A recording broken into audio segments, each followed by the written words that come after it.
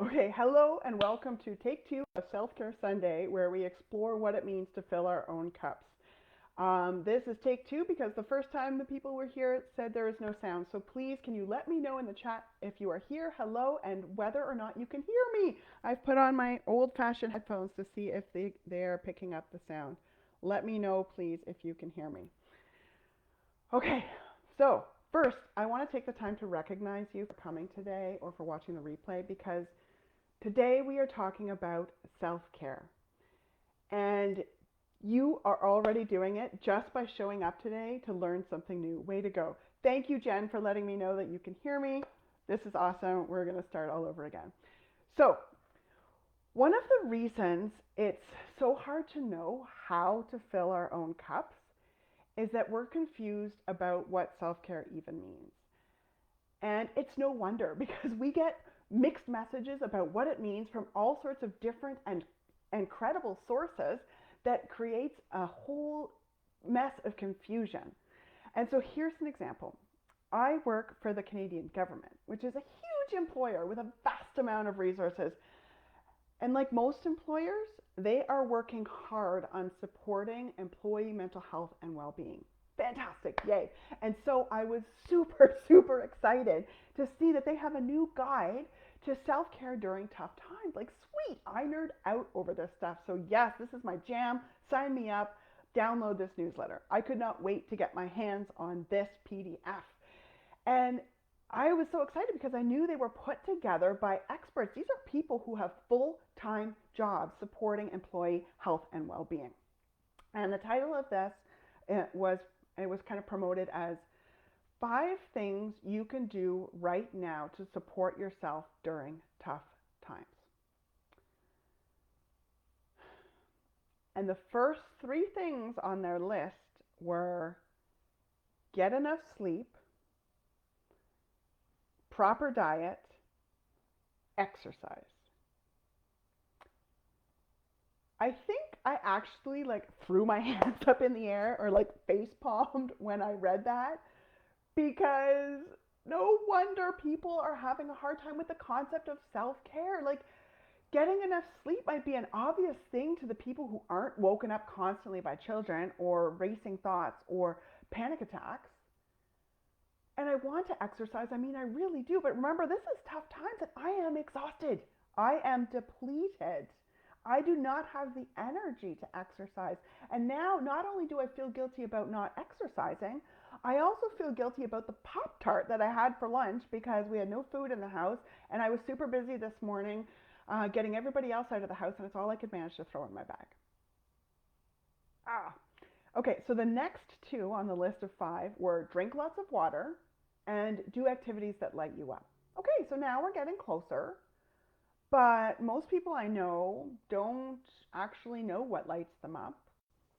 And even if they do, they have a hard time fitting it into our schedule. And Jen, you pointed out a beautiful thing. Exercise takes time, which is time away from the fun things. Absolutely. Like, it's great to care for your physical health, but it's more than just those things. And those things are hard when you are in tough times. So, okay, I'm going to end my rant now, and I'm going to move into what self-care actually is. So I'm going to ask you right now, have you ever cared for others? Anybody? Put an emoji in the chat if you have ever cared for someone else. This can be kids, this could be pets, this could be students, or aging parents or sick partner, or friends or neighbors. Okay, put an emoji in. And then really think about, what does it mean to care for someone else? What does that person need in order to be considered well cared for? Can I just put my kid on the treadmill, feed them a salad, and then put them to bed early and consider them well cared for? Can I make sure they drink lots of water and then bring them to their art class because that lights them up and consider them well cared for? What is the missing piece here? How would my kids feel And it's all about feeling. How would my kids feel if that was the care that they got? Treadmill, salad, early bed, water, art class. Put in the chat and see how what the kids would feel. I know if I was that kid, I would feel lonely, sad, disconnected, unseen maybe, bored. I would feel like I was in a machine. You know, it's just kind of a rinse and repeat cycle. And I might even go so far as to say neglected. I would feel neglected. Because if I was that kid, I would feel completely uncared for, because even though my caregiver is tending to my physical needs, they're completely neglecting an entire part of my being, my emotional needs. These are the core of my being and the core of my humanity. And since we're pushing boundaries here, I would go so far as to say emotional needs are more important than physical needs.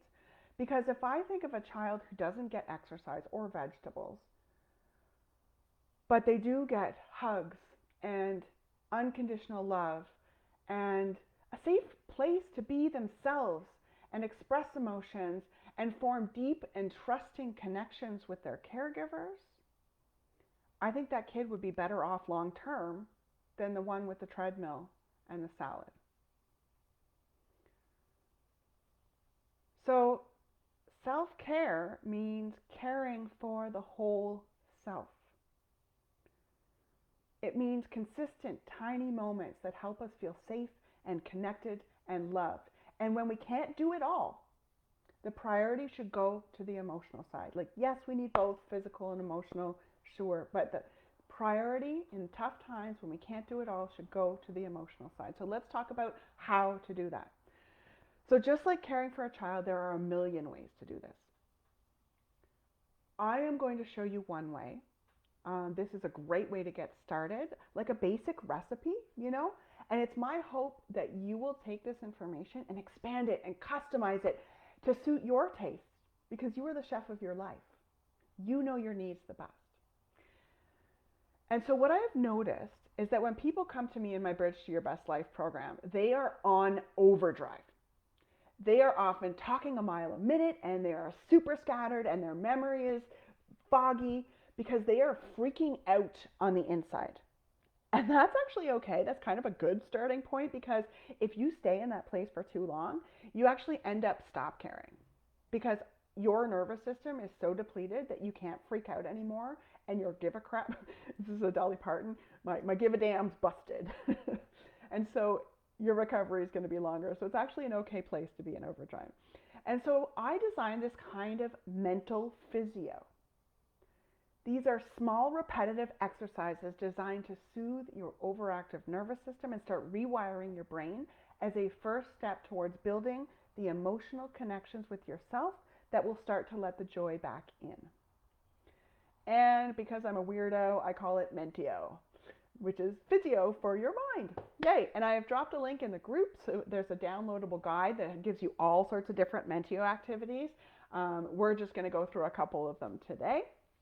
And these are tiny activities that you can do anywhere. So I'm going to show you these simple brain exercises that take less than 5 seconds.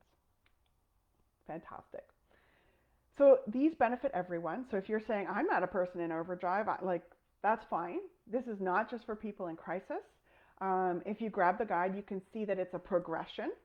So you can decide where you fall and pick the exercises that are going to benefit you most based on where you are in your life.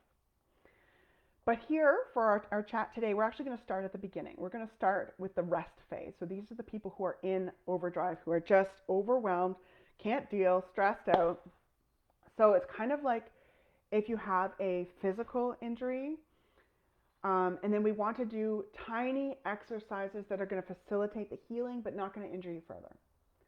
So if you're stressed out and overwhelmed and you have a mental injury, and you need to be gentle and loving in your recovery, which I know is very hard because most of the people, the reason they're stressed out in the first place is because they are go-getters and they want to run hard, and making themselves better is a project that they want to go hard on so they can feel better faster. But the goal of this phase is to calm your overactive mind, and it's gentle.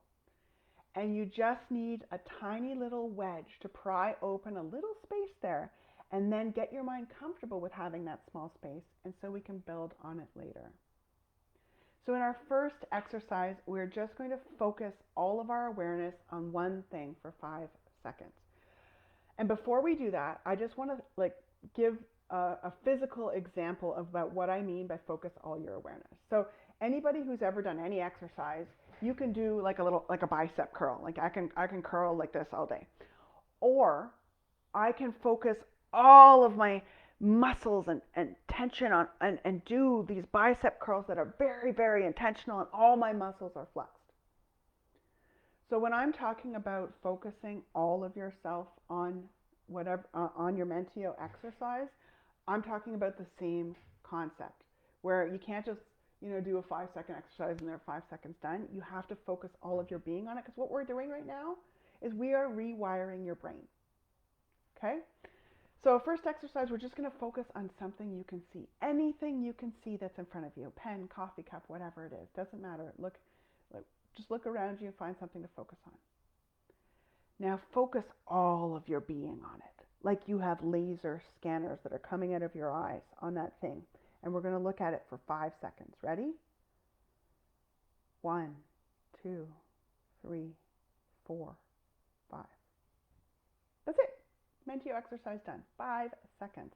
You can also, if you don't want to count, 1 big breath in and 1 big breath out is also around 5 seconds. So you can focus on your thing for a breath in and a breath out. And I worked with one person in my Bridge to Your Best Life program that was wound so tight that she couldn't get past 3 seconds without crying. And it took her weeks to get up to that 5 seconds. Her brain was so on overdrive that creating that space took over a month. And so if this is easy for you, if you're like, okay, well, that was no big deal, that's awesome, fantastic. Okay, you can start branching out to your other senses. You can find something you can hear or smell or taste or feel and focus on that for 5 seconds. And if that's easy, try to move it up to 10 seconds at a time.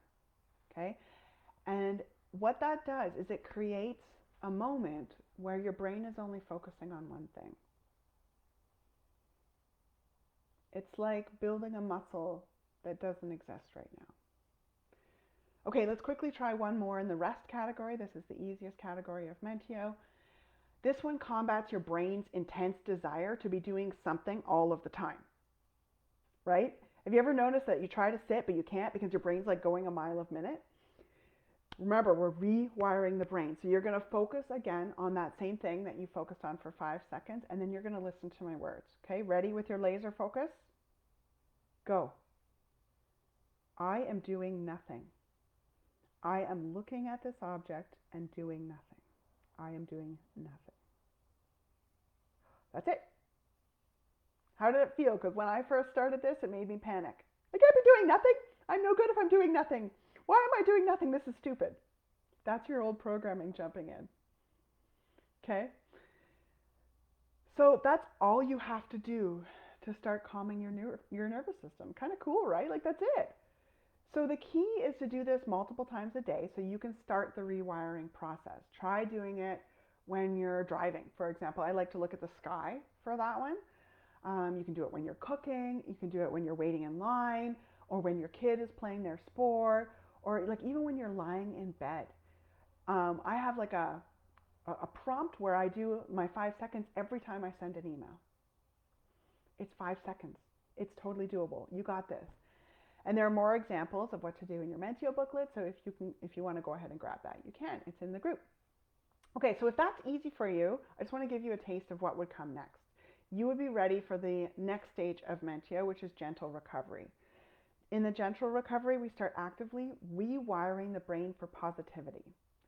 Kind of like your regular physio starts to strengthen the muscles around the injured area in order to support that area better. This is designed to strengthen the parts of the brain needed to support happiness. And so in order to be able to do this phase and succeed at this phase, you need to be able to have a positive feeling. So you can't be in that numb. If you're in that numb phase, go back to the rest phase until you start creating space enough for a positive feeling. And when you have that feeling, all you need to do is grab it and consciously hold on to it for as long as possible. Now, this is a skill because most people are like, what do you even mean grab a feeling? Grab it mentally with your mental hands. And it's a skill you're going to need to practice. So let's just imagine really quickly that you're watching your child play soccer. And you see their cute little sweaty face and you get like a little jolt of love for that weird little human that you created. See if you can mentally grab that little jolt of love and see if you can hold onto it. Bring your awareness to it and maybe even grow it, make it bigger. That's it. It takes less than 10 seconds. So that's another exercise that you can do anywhere, anytime. Anytime a positive feeling comes up, like you can be cuddling a pet, or like gratitude for a coworker who brought your coffee, or just for that delicious coffee in the first place. It could be anticipation of like your cool weekend plans, anything that gives you a positive feeling. Just notice it and bring your consciousness to it for as long as you can sustain it. And you'll start rewiring your brain to combat your negativity bias and open up space for positivity. Yes. Okay. So before you get on with your day, I just want to bring it back for a moment to that child that we were imagining caring for earlier. This is a child who may not have been cared for emotionally for a long time. And that means you're going to get resistance to love. That child may go, and cross their arms, and they may look away or hide in the corner. And the premise I'm working under is that you are that child.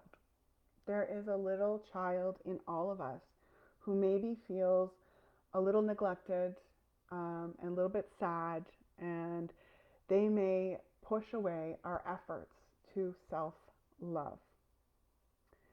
And so these tiny exercises that we learned today are meant to slowly and gently get around these defenses. Slowly and gently calm our nervous system that has been on fight, flight, or freeze for a while now. And then to slowly and gently build trust with ourselves so that we can take in more and more of the joy that's around us. So if you find these little exercises helpful, and if you want to create more space so that you can take in the joy, grab them into your booklet and get started today. If you want me to send the link directly to you, no problem. I can put that in the chat. So just DM me if you want it, or put a link in or put a request in the chat. Okay. So quick recap: self-care means anything that makes you feel good or connected or loved. It does not have to be a big thing like a vacation or something you have to schedule like a massage. It's the sum of all the tiny moments in our day that add a drop into our cup. I've shown you a couple exercises that you can do, especially when you're feeling the most stressed, the most overwhelmed. Take those 5 seconds to open up a space in your brain, and take those 10 seconds to see if you can start building the mental pathways that are going to facilitate that positive feeling and taking in the positivity that is around us at all times. So I hope that our time together has helped you and filled your cup just a little bit. See if you can feel proud of yourself right now just for showing up today. You showed up for yourself today.